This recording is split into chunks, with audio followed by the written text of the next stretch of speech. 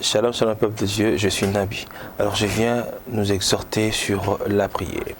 Peuple de Dieu, tu sais, il est vraiment important de prier. Remarque une chose, c'est vrai que dans la vie ici, nous savons que parfois, même pas parfois, à tout moment, nous sommes combattus par celui qui ne veut jamais ou ne voudra jamais nous laisser en paix. Et par la grâce de Dieu, seule la prière est une puissance nécessaire qui nous épargne de tout combat inutile. Mais je viens exhorter une âme ce soir ou ce matin, alors pour la prière.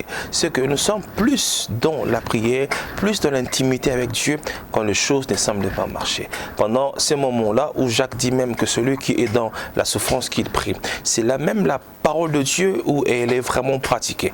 Nous nous donnons la force de chercher Dieu, nous gênons, nous prions, nous faisons des offrandes, toutes ces choses. Mais il arrive un moment, puisque la fidélité de Dieu doit toujours se manifester dans la vie de celui qui l'invoque, quand Dieu nous répond favorablement. Alors là, quand la bénédiction de Dieu arrive, avec le temps, nous commençons à baisser notre force de prière, à baisser notre intensité de prière. Par contre, quand Dieu nous bénit, en principe, il faut monter encore de la prière. Parce que qu'est-ce que la prière fait? Premièrement, la prière est une demande, comme on nous dit. Par cette demande, Dieu, lui étant un Père bon, nous répond. Et deuxièmement, la prière devient une prière protectrice. Et je suis consterné parce que quand Dieu nous bénit, quand Dieu élève, les gens ne prient plus.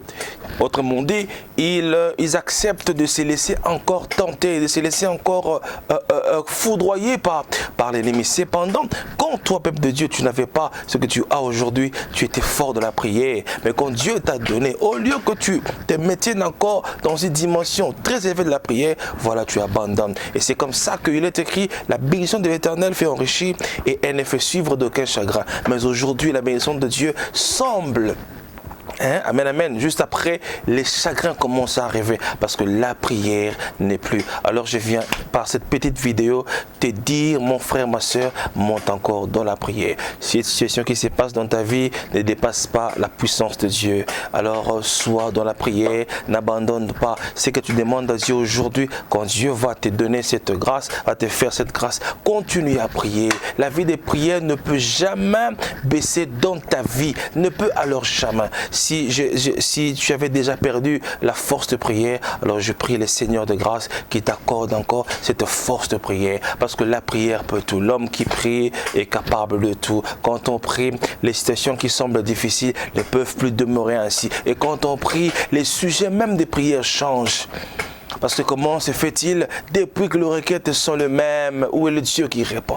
Alors je prie que Dieu t'accorde la force, que tu montes encore dans la prière pour que les requêtes changent. Toi qui étais célibataire ou qui est célibataire, qui demande la prière, le mariage à Dieu, que cette prière change. Parce que quand Dieu va te bénir, tu ne demanderas plus le mariage, mais peut-être tu demanderas les enfants et tout ça. Je prie que les sujets de ta prière changent et reste dans la prière. Que Dieu nous bénisse.